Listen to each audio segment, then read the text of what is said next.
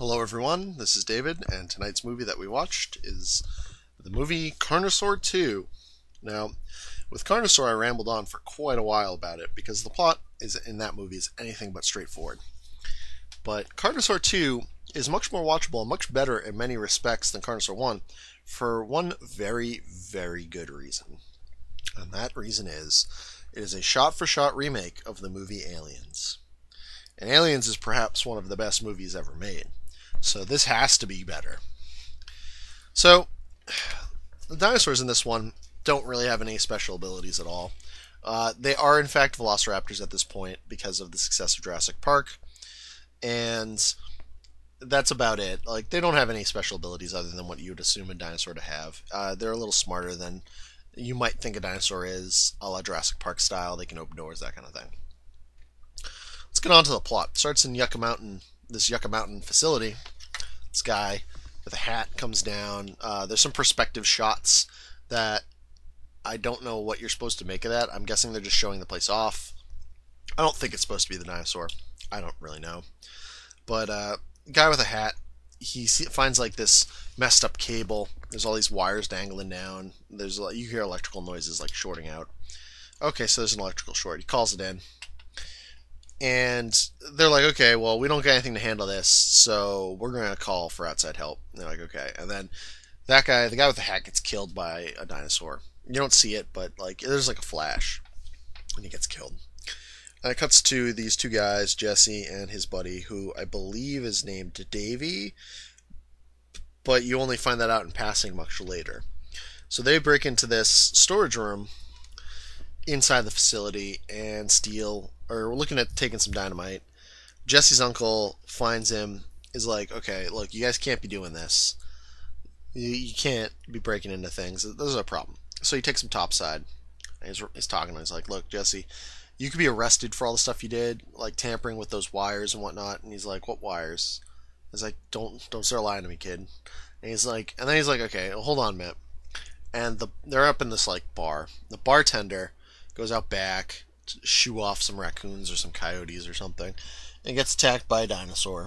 Again, the dinosaur throws barrels at him. I don't know why.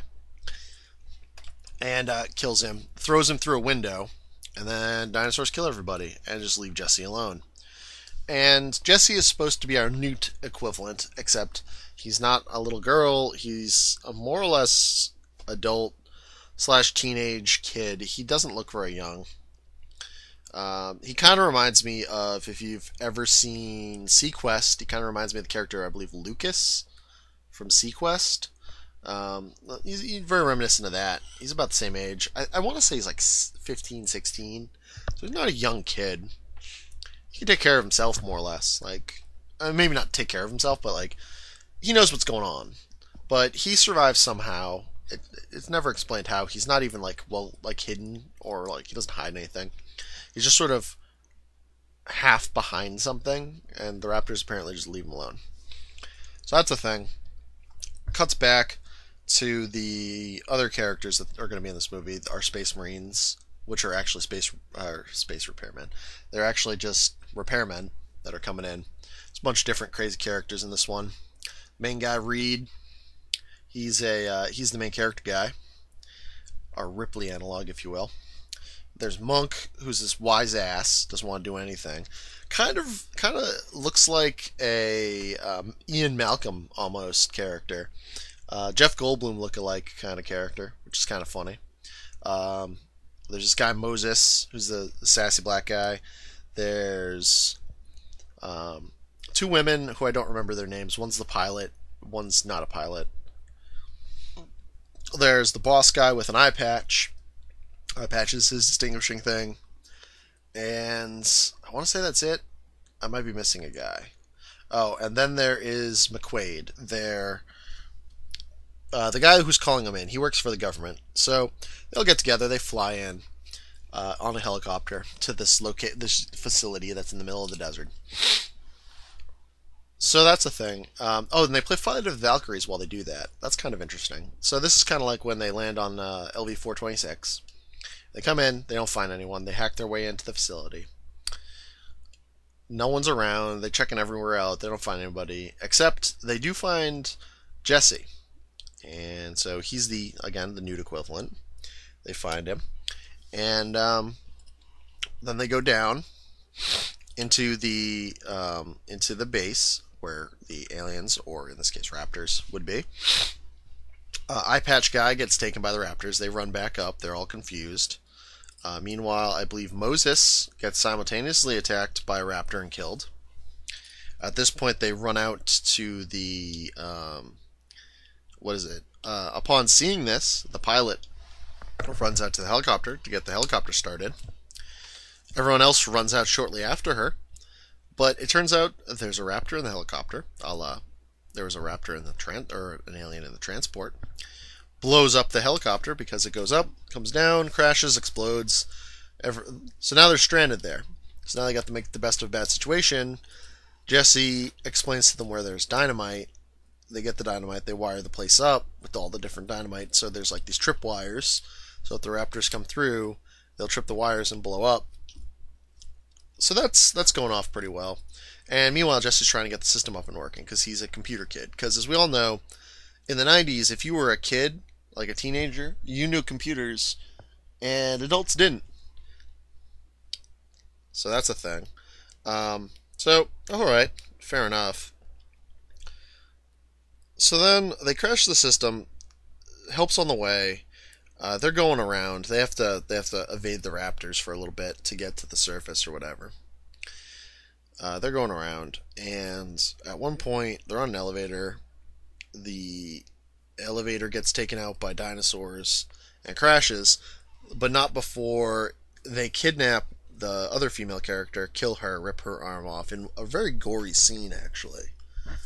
She gets her arm ripped off, her guts ripped out, and that's the only really real gory scene in this movie. Most of the rest of the kills are done either with cutaways off camera or you don't see much. Monk ends up getting hurt. He ends up sacrificing himself along with McQuaid. They blow themselves up, a lot of the way it happened in Aliens. Taking out some raptors. I don't know how many of these raptors there are. There's apparently a lot of them. And now it's just Jesse and what's his name? I just suddenly forgot. That's no good. I can't remember his name. Anyway, his name I believe is Jack. So anyway, his first name is Jack. I forget his last name. But so he gets hit with they trip a tripwire, and that causes Jack to get knocked off this conveniently placed walkway. Sorry, his last name's Reed.